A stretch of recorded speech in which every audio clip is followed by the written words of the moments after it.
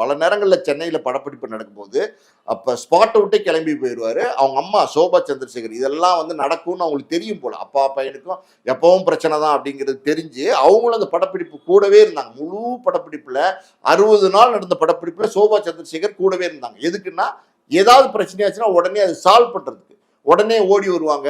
விஜய் தனியாக கூட்டு போவாங்க. தம்பி இது வந்து நம்ம தயாரிப்பு கிடையாது தம்பி, இது வந்து வெளி தயாரிப்பாளர், அவங்களுடைய ஷூட்டிங் 1.5 மணி நேரம் 2 மணி நேரம் நின்றுச்சுன்னா தப்பாயிரும், வா தம்பி அப்படின்னு சொல்லி சோபா சந்திரசேகர் கன்வின்ஸ் பண்ணி கூட்டு வருவாங்க. எஸ் ஏ சந்திரசேகர் சார் ஒரே பையன், என்ன செய்ய முடியும், செல்ல கொடுத்து வளர்த்த பையன். ஆனா அப்பா அவர் அவ்வளவு பெரிய ஆள் கிடையாது.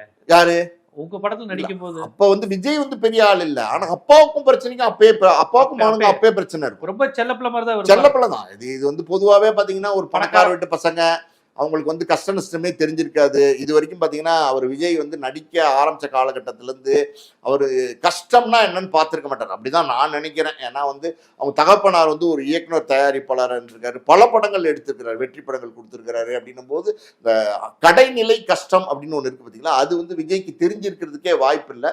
ஸோ அப்படி இருக்கும்போது அந்த ஒரு செல்லமாகவே வளர்த்த ஒரே பையனை வேற போயிட்டாரு. ஸோ அப்படி இருக்கும்போது அந்த பிரச்சனைகள் அங்கே வரதான் செஞ்சுது. பல நேரங்களில் சோபா சந்திரசேகர் சமாதானப்படுத்தி தான் நடிக்க வச்சாங்க.